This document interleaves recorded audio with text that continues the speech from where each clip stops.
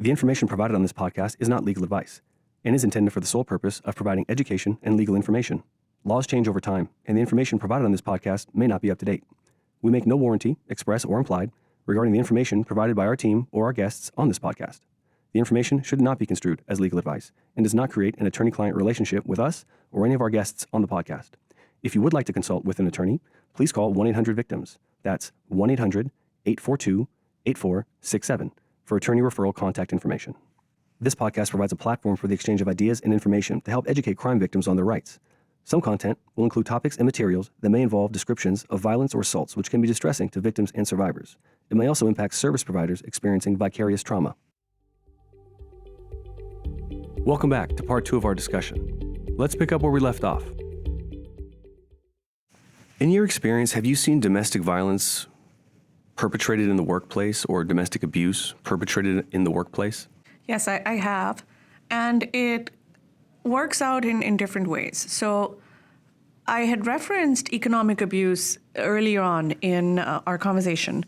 And one of the things that I've seen is that when the abuser knows that a job or stability in the job or the income is really important to the victim, that can be a source of threat that is used against the victim of, I'm going to create a ruckus around your work so nobody wants you there, or that I'm going to tell people what a horrible person you are and your coworkers or your boss wouldn't want to hire you anymore.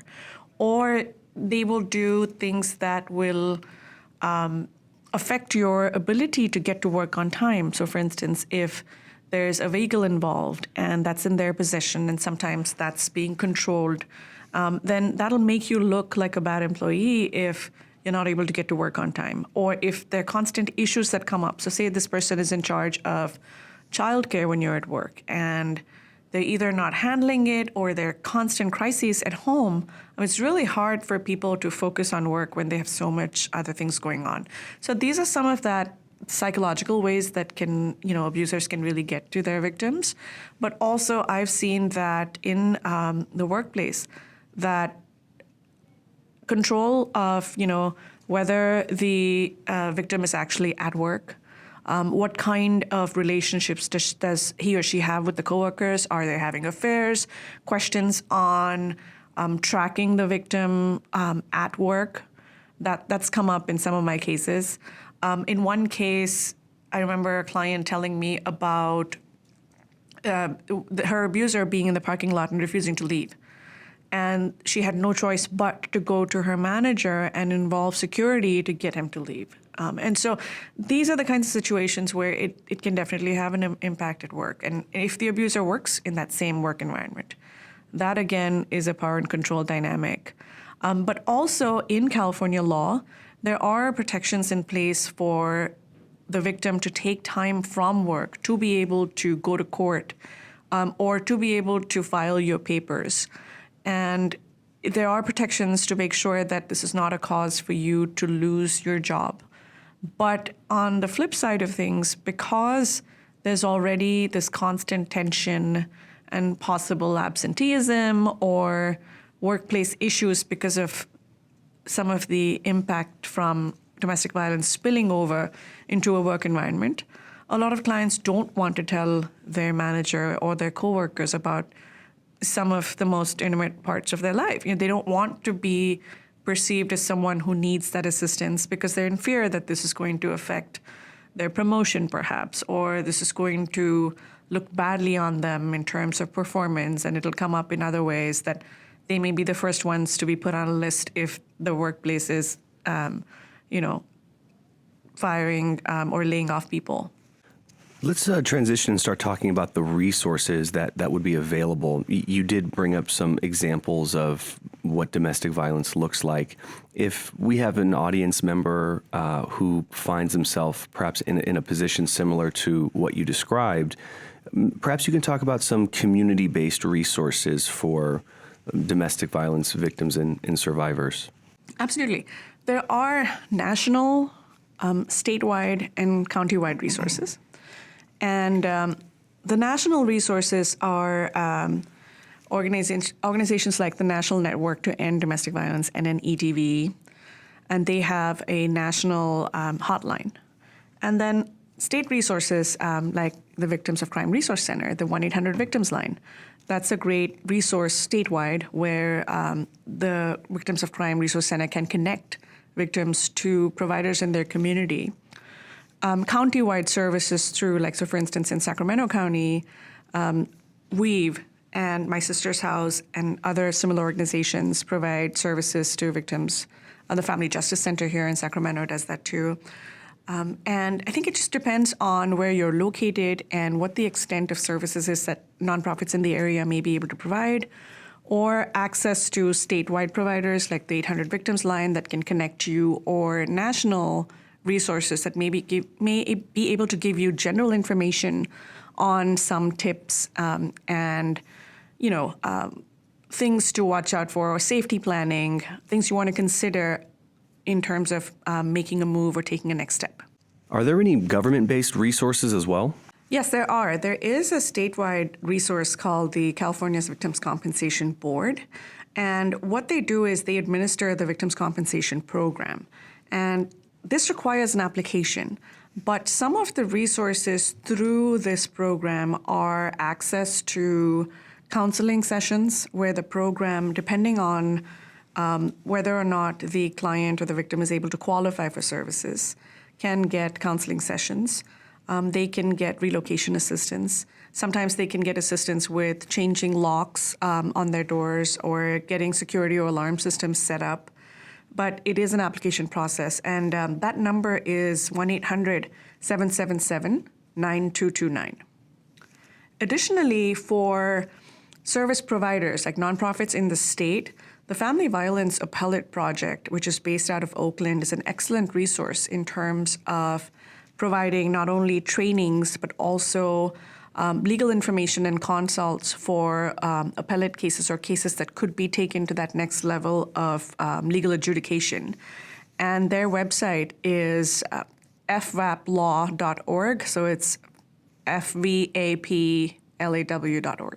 fvaplaw.org? Yes. Okay. I would like to switch gears and talk a little bit about restraining orders. Can you talk about their function and how they can help survivors? Yeah. So in the domestic violence prevention or protection area, the domestic violence restraining orders are the primary tool that victims or survivors are advised to get in order to protect themselves or their children from further harm or from escalation of violence. And restraining orders, they're one kind of restraining orders that are available in California. And they have to have qualification to be able to get this protection. And that qualification is you're either a current spouse or a former spouse, current dating relationship or former dating relationship. You're related by blood or marriage within 2 degrees of separation.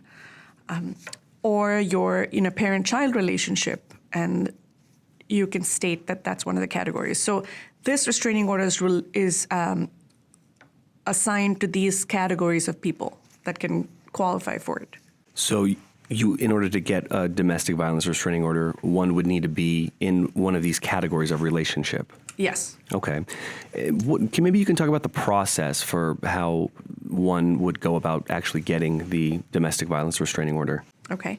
So some of the immediate protections that people can get through the domestic violence restraining order are physical protections, which are court orders that the other party once served is supposed to stay away from you. And that distance can be up to 100 yards, which is the size of a football field, right? So they have stay away orders, they have no contact orders.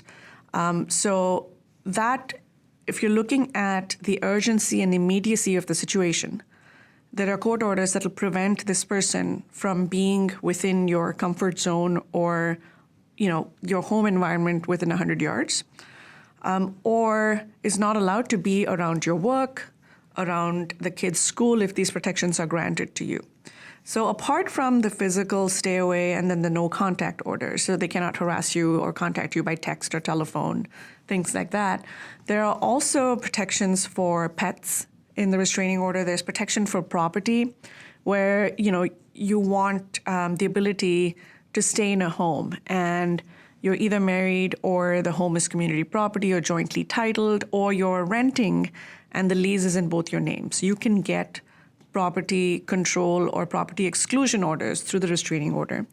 You can get the ability to get off a family plan through, breaking up the telephone contract that you have with one of the three major providers. You can have the ability to gain control of belongings, but these are just personal belongings.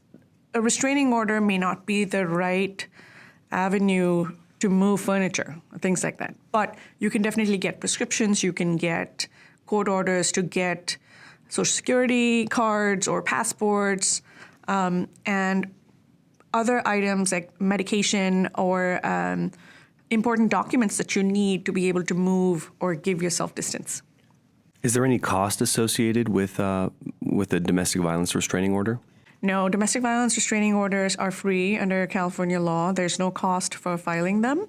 And depending on the county that you live in, courts sometimes have workshops or they provide services to be able to help you fill out these forms.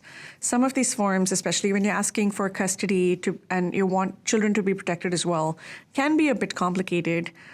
If someone is availing the full extent of all the protection in restraining orders, that packet of information that they have to fill out can be up to 40 to 45 pages. But a lot of it also includes, copies of the request, which is what you're asking the court, and also partially pre-filled copies of the orders that the court is actually going to give you. So the process can be complicated. And so my advice to your listeners is, if they have the ability and the time to be able to seek advice and get professional assistance on it, go to the court, find out about services, or talk to nonprofits in the area. But if you're in that emergency situation and you need this right away and you need to fill it out, you can do this on your own too. What type of evidence does a survivor need to request a restraining order? So the evidence that the survivor would need, and you can do this one of two ways. You can either add this evidence to that request, the initial request, which is done in most counties on what is known as an ex parte basis, where you're filing it on your own without notifying the other party, right? And in most counties, the court will consider this just based on your filing alone and then decide what orders they're going to grant. And then you have to go through the legal process of getting these orders served on the other party in order for the orders to be effective. So the evidence that the court is looking for is, are there pictures that support claims of injuries? Are there texts or voicemails that maybe can be written out by the person requesting the forms that show what kind of danger they're in? One of the things that I tell clients, and when I'm presenting at workshops, one of the things that I tell people is that you have to let the court make the conclusion that the restraining order applies to you. A lot of times I will see requests for restraining orders where the victim or the survivor will try to make a conclusion. They'll say things like, I'm a victim of physical abuse. I'm a victim of emotional abuse. And that's a conclusion. There are not enough facts that the court has in mind when they're reviewing these documents to say why and to support the victim's position that they are indeed, a victim of physical abuse. So instead, the domestic violence restraining order requests are laid out in a way where you have to describe the most 3 recent incidents that have occurred that cause you to be concerned for your safety or the well-being of yourself or your kids. And so in these incidents, I urge, clients or victims or survivors to say, what happened? Why do you feel that you're in danger? What wants you to, at this point, get out of this relationship? What was something that was said to you? What was something that was done to you? Do you have any support that this happened? Are there witnesses? And maybe you can write down their names and perhaps what they saw as you start to prepare for the next steps in your case. And so you allow the judge or the reviewing court personnel to make the conclusion for you. Does there have to be multiple instances of abuse to get a restraining order, or is one time enough? One incident is enough. But oftentimes, when you're looking at what I've referred to before as the cycle of violence, and depends on the duration of the relationship, where things are happening either almost on a daily basis or within a day, it's happening multiple times, you have the ability to tell the court about more than one incident, but all you require is one incident. And from a legal perspective, as you go through the process, ultimately, whether or not you can get a restraining order as a permanent order will depend on whether you've met your burden of proof, which is whether you've shown with a preponderance of evidence that what you're saying has happened and that you need the protection as a result of it. Is requesting a restraining order always recommended for domestic violence victims, or are there times when it might not be a good idea? That is a great question, Nima. And I think people need to realize that they need to account for their individual situations and an understanding of the other person's reactions or behavior. And I don't always recommend restraining orders as the best possible outcome in many cases. And these cases are where I know that filing a restraining order or acting on your rights, even though you're fully entitled to do that in California, sometimes this leads to an escalation of violence that is unpredictable. Sometimes it leads to danger, either for yourself, for your children, or immediate family members in the home. Sometimes this leads to a long litigated, costly legal case that you cannot afford, and it's easier sometimes to give in, get away, and get to that safety part or element that you want for your life. Sometimes, and I'm trying my best not to make a judgment call about this, sometimes it's safer to stay in a relationship. And people have to realize that social services organizations or other providers are not there to judge you for staying. But what I would urge victims or survivors to do is to find out about resources. And maybe there are tips and tools that you can get in case there is a point of time where it is okay or safe for you to leave. And some of those tips and tools could be safety planning. So if you decide to stay in a relationship, how are you protecting yourself? Or how are you modifying the environment or the environment for the kids so they're not exposed to the constant trauma or stress or fear of, predictions or behavior that cannot be controlled from the other side. How can survivors get more information about domestic violence restraining orders? So the Judicial Council of California is a court administration organization that has created standardized forms for a lot of family law because of the number of filers that are representing themselves. And they have a lot of the forms that are used for victims or survivors of domestic violence online. So that website is Courts with an S, so it's plural, Courts.ca.gov. And when you go on there, you look at forms and you can type in domestic violence and it gives you a list of forms. However, one caution for your listeners is that some counties require local forms in addition to the statewide forms that Judicial Council has provided. And so it's always good, if you have that technological access, to go to your county court's website and see if they have that information on there. If not, your best bet is to reach out to service providers in the county or, reach out to the 1-800-VICTIMS line and ask them if they know. So for instance, in Orange County, what are some of the forms or resources that I have in the area, and they can direct you. Outside of a restraining order, are there any other types of legal action a domestic violence survivor can take against an abuser? So outside of a restraining order, you can definitely engage in the family law environment. So for instance, if you know that, disclosure or providing information that you were told never to reveal under pain of threat or injury, right? Don't you dare talk about this to anybody. Or if you tell a single person, I will find out and I will come after you, right? So sometimes a lot of survivors or victims will say, okay, I don't want to go that route. I don't want to tell people about the shame or this fear or this threat that has been imposed upon me. Instead, I want to get away from this person, and I'm going to either file for a divorce or a legal separation, or if you're not in a registered domestic partnership or you're not married, then the other options are is you file a petition for parentage acts where you can get a determination of custody for the kids. And you try to establish that separate legal route where you're not bringing up domestic violence, but you're trying to take legal steps to get away. I see. Let's talk a little bit about a survivor's housing and work rights.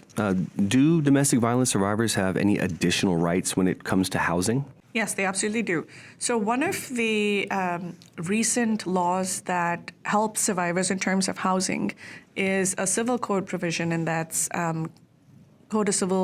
it's California Civil Code 1946.7. And this civil code allows a victim of domestic violence to leave a long-term lease with 2 weeks' notice, so 14 days' notice to the landlord. But this statute is very detailed in what has to be done in order for the victim to qualify. So some of the things in there that help you qualify is either a temporary restraining order or a police report or a counselor's report that you're indeed a victim of domestic violence or sexual assault. And this has to be accompanied with language that is specified in the statute about what has to be written in a letter as notice to your landlord before you're able to leave that with that 14-day requirement. If any of our listeners would like to learn more about any of the topics that we've discussed today, where would you recommend they turn? So I would say that broadly, the Courts.ca.gov website does have information on general, domestic violence. I would also say that organizations in their area, the county organizations or 1-800-VICTIMS, their website may also be a good place to go to just get general information. The national resources that I mentioned, which is nnedv.org, which is the National Network to End Domestic Violence, that's also a good place for broad information on some of the kinds of abuse that I've discussed here with you. As far as the future of domestic violence protections, what's on the horizon? So a trend that I have noticed here in my end is that as protections for victims of domestic violence increase in the law, there's also an increase that I've seen where the abusers are now taking advantage of these protections. And they're the ones that want to be the first to file either in the court system to look like the victim, or they're the ones that will reach out to service providers or organizations pretending to be victims to ensure that they're accessing these services first and to put the victims either at a disadvantage, either in court or with resources, or to make it seem like the victim is just not credible because they kind of upped the game. So I'm seeing a lot of these mutual filings in courts right now. The other thing that I'm seeing is that as protections for victims increase again, what courts used to perceive as high conflict custody cases and some of the protections now that are filtering into child custody seem to be blurring in terms of that distinction between what has traditionally been seen as a high conflict custody case versus domestic violence.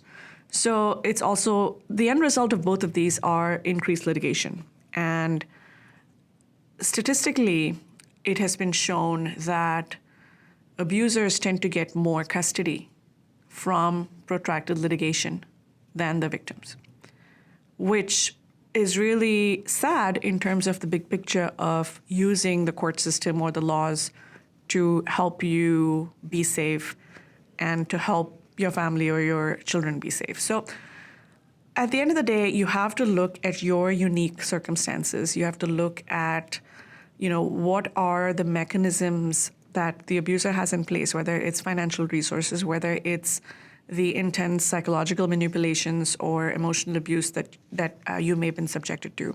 And maybe, as we've talked about before, the restraining order litigation process may not be the solution. So you really I would advise people, if they're in situations where they need to figure out their plan of action, is to work with advocates in, local nonprofits that can help guide you in terms of a bigger strategy of how do you safely leave a relationship, or how do you safely plan for next steps so you're not subject to some of these issues going on. Jaya, thank you so much for coming on the podcast and sharing your expertise on domestic violence. Great. Thanks so much, Nima, for having me and for also providing this resource to your listeners. The one thing that I did want to say as we wrap up is that none of this conversation is meant to be legal advice that you can act on. It is meant to be legal information and communication about, resources and other avenues and strategies for you to think about if any of these issues apply to you. But it is certainly not legal advice. Thank you for making that clear. Great. Thank you. Now that you've heard the show, please take a moment to rate and review it. And if you have any questions about any of the information you heard today, you can reach the Victims of Crime Resource Center at 1-800-842-8467. Or you can reach us online at 1-800-VICTIMS.org or Facebook at Victims of Crime Resource Center or Twitter at 1-800-VICTIMS. If you haven't had a chance, please take a look at some of the other episodes in our series. Thanks for listening.